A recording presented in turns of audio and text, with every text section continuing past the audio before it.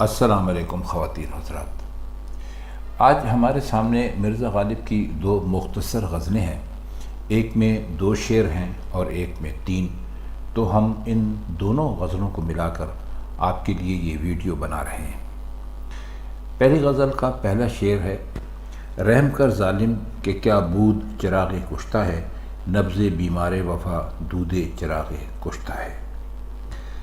بود کا مطلب ہے، ویسے تو بود کا مطلب ہوتا ہے ہستی، لیکن یہاں بود کا مطلب ہے تھا، اور چراغ کشتہ کا مطلب ہوتا ہے وہ چراغ جو بجھا ہوا ہو، اور بیمار وفا اس کو کہتے ہیں کہ جو شخص وفا کا بیمار ہو، یعنی جسے بیمار محبت بھی کہتے ہیں، جسے کوئی چیز راہ وفا سے نہ ہٹا سکے، جو سچا عاشق ہو تو اس کو بیمار وفا کہتے ہیں۔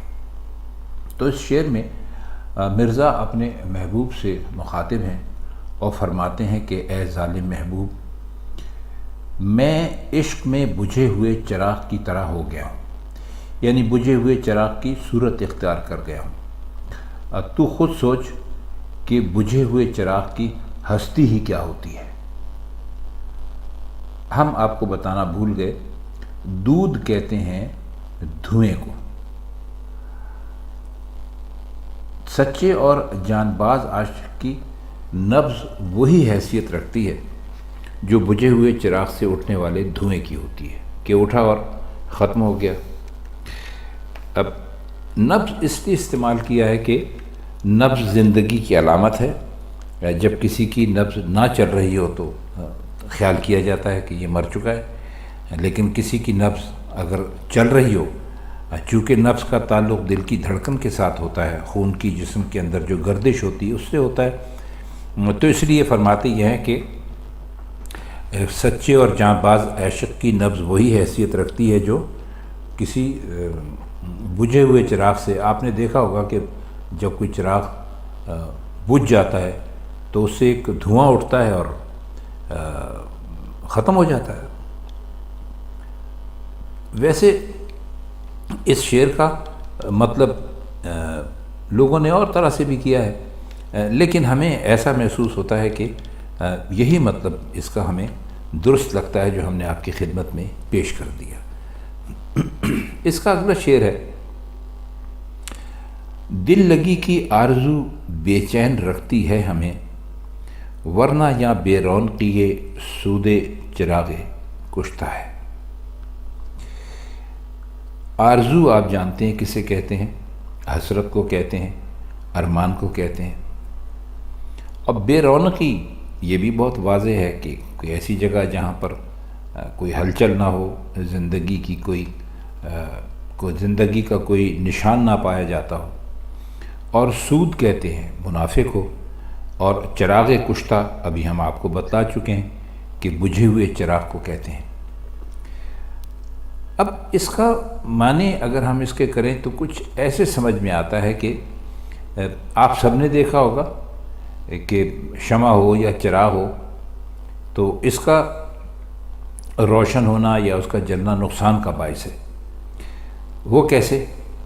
کیونکہ جلنے سے شمع جو ہوتی ہے وہ آپ نے دیکھا ہوگا پگھل پگھل کر ختم ہو جاتی ہے، اور اگر چراغ جل رہا ہے تو اس کا تیل اور اس میں جو فیتا ہوتا ہے جسے فتیلہ بھی کہتے ہیں، دونوں کم ہو جاتے ہیں۔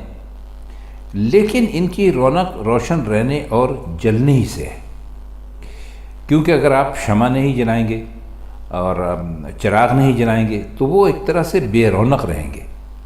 اب اس کی مثال ایسے ہی ہے کہ اگر آج کے زمانے کی بات کریں کہ آپ کے گھر میں ایک بجلی سے روشن ہونے والا بلب لگا ہوا ہے، تو آپ اگر چاہیں تو اس بلب کو نہ جلائیں تو اس سے کیا ہوگا کہ وہ اپنی رونق نہیں دکھائے گا، یعنی اس میں سے روشنی پیدا نہیں ہوگی اور کمرے میں اندھیرا رہے گا۔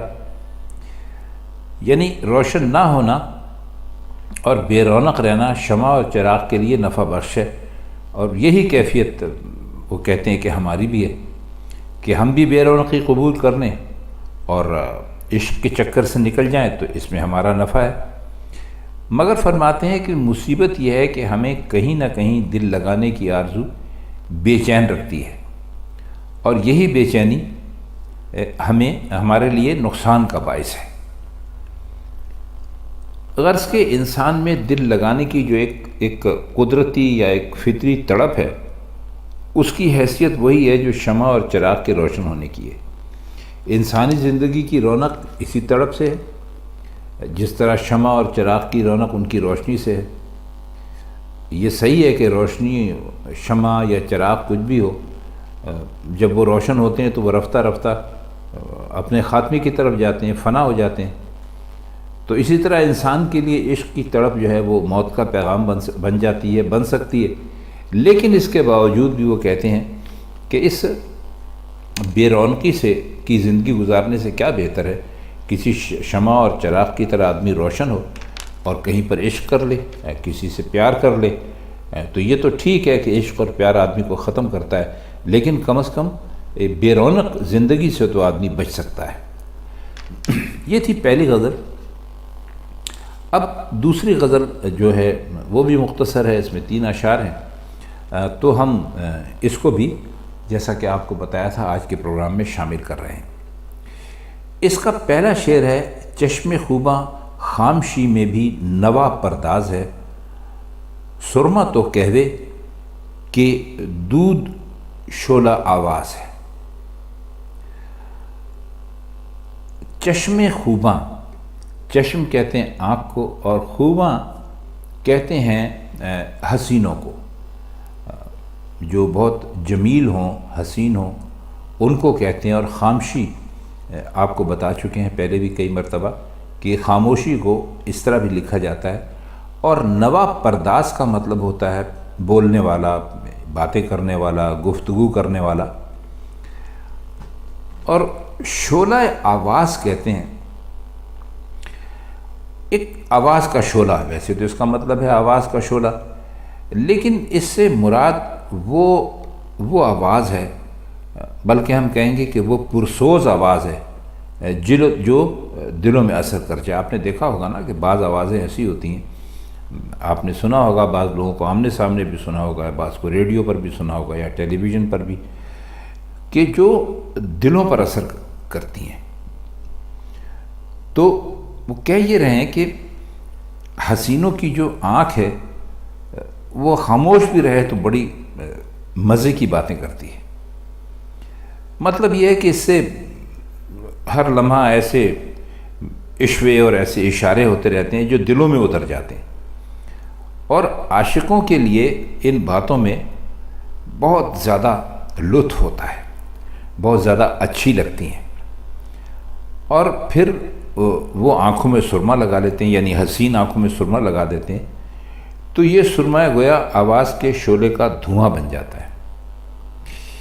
اب اس میں ایک نقطے کی بات کی ہے مرزا غالب نے، شاید آپ کے علم میں نہ ہو، کہ اگر کوئی سرما کھا لے، یعنی کسی کے حلق سے اگر سرما اتر جائے تو اس کے کھانے سے آواز بیٹھ جاتی ہے، لیکن کہتے ہیں کہ حسینوں کی آنکھ کے سرمے کو ان کی دلاویز گفتگو کے شعلے کا دھواں سمجھنا چاہیے۔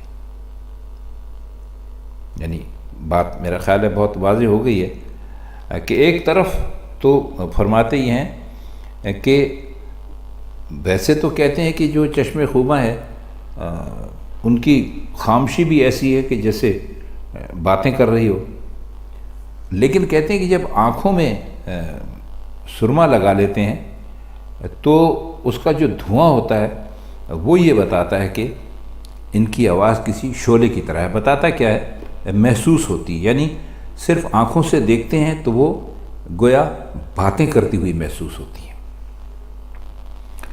شعر ہے کہ پیکر عشاق ساز تالے ناساز ہے، نالا گویا گردش سیارہ کی آواز ہے۔ اب پیکر عشاق کا مطلب ہے عشق کرنے والے، اور ساز تو آپ جانتے ہیں کسے کہتے ہیں، یعنی پیکر، ساز، ناساز، یہ سارے الفاظ انہوں نے اس کے اندر استعمال کیے ہیں۔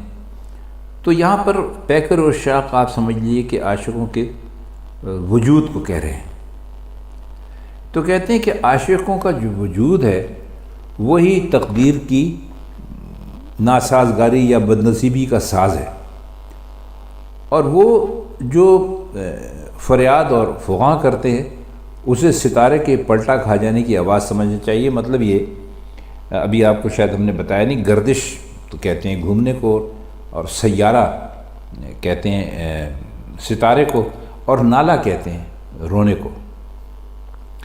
تو مطلب یہ ہے کہ عاشق بہرحال سیاہ بخت ہیں، یعنی کالے نصیبوں والے، اور تقدیر ان کا ساتھ نہیں دیتی، ہمیشہ ان کے خلاف رہتی ہے۔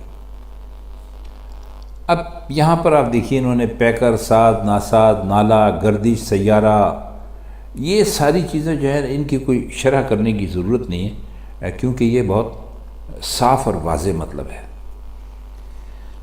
آئیے آخری شعر دیکھتے ہیں اس کا کہ دستگاہ دیدہ خونبار مجنوں دیکھنا، یک بیاباں جلوہ گل فرش پا انداز ہے۔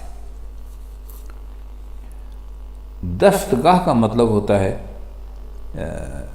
کسی کام میں مہارت حاصل کر لینا، کوئی کام کرنے کی طاقت ہو یا قدرت ہو یا پہنچ میں ہو تو اس کو دستگاہ کہتے ہیں۔ اور اس میں خونبار کہتے ہیں خون برسانے والی۔ دیدہ خونبار مجنوں کا مطلب ہے مجنوں کی خون برسانے والی آنکھیں۔ اب خون برسانے کا مطلب کیا ہے کہ بھئی جب ایک آدمی روتا ہے تو پہلے اس کے آنسو نکلتے ہیں، جب بہت زیادہ روتا ہے تو اور نکلتے ہیں، اور اس کے بعد پھر جب وہ بہت ہی زیادہ روتا ہے تو کہتے ہیں، شعراء کہتے ہیں کہ اس کی آنکھوں سے بجائے پانی کے اور آنسوؤں کے خون نکلنے لگتا ہے۔ یہ ساری عشق کی منزلیں ہیں، اور عشق کے بارے میں بہت سارے پیچھے بھی مرزا غالب کے ایسے اشعار گزر چکے ہیں کہ جن کے اندر ان دیدہ خونبار یا خوبار آنکھوں کا انہوں نے تذکرہ کیا۔ اور مجنوں تو ایک استعارہ ہے جو کہ اکثر شاعر اپنے لیے بھی استعمال کرتے ہیں، یا کوئی مثال دینی ہو تو اس کے لیے بھی استعمال کرتے ہیں، کیونکہ پھر اس سے وہی لیلا مجنوں والی کہانی جڑی ہوئی ہے۔ بس یوں سمجھ لیجیے کہ مجنوں ایک ایسا عاشق تھا جس کو لیلا نہیں مل سکی، تو اس کی طرف ہی انہوں نے اشارہ کیا ہے۔ اور یک بیاباں جلوہ گل کا مطلب ہے کہ پھولوں کی انتہائی کثرت، جہاں پر بہت زیادہ پھول ہوں اس جگہ کے لیے انہوں نے یک بیاباں جلوہ گل استعمال کیا ہے۔ اور فرش پا انداز، وہ فرش یا کوئی ٹاٹ کا ٹکڑا جو جوتوں کی گرد صاف کرنے کے لیے کمرے کی چوکھٹ سے باہر بچھا دیتے ہیں نا، آپ نے بھی دیکھا ہوگا کہ جب آپ کسی بہت صاف ستھرے کمرے میں جا رہے ہوتے ہیں تو وہاں پر ایک ٹکڑا پڑا ہوا ہوتا ہے، آج کل تو ربڑ کا بھی ڈال دیتے ہیں، لیکن وہ اکثر ایسا ہوتا ہے، کوئی قالین کا ٹکڑا ہوتا ہے گھٹیا قسم کی، کہ اس سے کمرے میں جانے سے پہلے آپ گرد صاف کر لیتے ہیں، جوتے صاف کر لیتے ہیں، تو بالکل ہی چوکھٹ کے ساتھ ملا ہوا ہوتا ہے، تو اس کو وہ یعنی فرش پا کہہ رہے ہیں۔ تو فرماتے یہ ہیں کہ دیکھیے مجنوں کی لہو رونے والی آنکھ کی قدرت اور اس کی پہنچ کا اور اس کی دسترس کا اور مہارت کا کیا عالم ہے کہ نجد کے صحرا میں پھولوں کی کثرت اس پیمانے پر پہنچ گئی ہے کہ پھول ہی فرش پا انداز کا کام دے رہے ہیں۔ کہنے کا مقصد ان کا یہ ہے کہ جیسے دیکھیے آپ ایک کمرے میں جاتے ہیں اور اس کے اندر ایک قیمتی قالین بچھا ہوا ہے، تو اس کے باہر جو کپڑا بچھا ہوا ہوتا ہے، ٹاٹ بچھا ہوا ہوتا ہے، کچھ بھی، تو وہ اس کے مقابلے کا نہیں ہوتا، وہ ایک گھٹیا کپڑے کا ہوتا ہے، کیونکہ ظاہر ہے اس سے جوتے صاف کرنے۔ لیکن وہ فرما یہ رہے ہیں کہ یہ مجنوں جو رویا تو اس کی رونے کا کیا اثر ہوا کہ جو نجد وہ جگہ تھی، وہ صحرا تھا، وہ علاقہ تھا کہ جہاں پر مجنوں رہتا تھا، اور وہیں وہ دیوانہ ہو کے اس کے صحرا میں نکل گیا تھا لیلا کے عشق میں۔ تو فرماتے یہ ہیں کہ جناب وہاں پر یہ عالم نہیں ہے، وہاں پر تو یہ عالم ہے کہ جو پھول ہیں وہ ایک طرح سے اس فرش پا انداز کا کام کر رہے ہیں۔ تو اچھا شعر ہے۔ دستگاہ یا دیدہ خوبار یا یک بیاباں جلوہ گل اور فرش پا، اس کی مناسبت بہت واضح ہے، تو اس کا مزید ترجمہ کرنے کی کوئی ضرورت ہم نہیں سمجھتے. ویسے اگر آپ مزید چاہیں گے تو کمنٹس میں لکھ دیجیے گا، تو انشاءاللہ جو بھی بن پڑے گا ہم ضرور کریں گے. تو خواتین حضرات، یہ تھی مرزا غالب کی آج کی غزل. اس کی کچھ آج کی غزل کیا بلکہ 2 غزلیں چھوٹی چھوٹی سی. تو امید ہے کہ اب آپ جب کبھی بھی یہ اشعار پڑھیں گے تو یہ آپ کی سمجھ میں اچھی طرح آ جائیں گے. تو آج کے لیے اتنا ہی. ہم آپ سے اب چاہتے ہیں اجازت. آپ سے انشاءاللہ غالب کی کسی اور غزل کے ساتھ اگلی محفل میں ملاقات ہوگی. تب تک کے لیے خدا حافظ.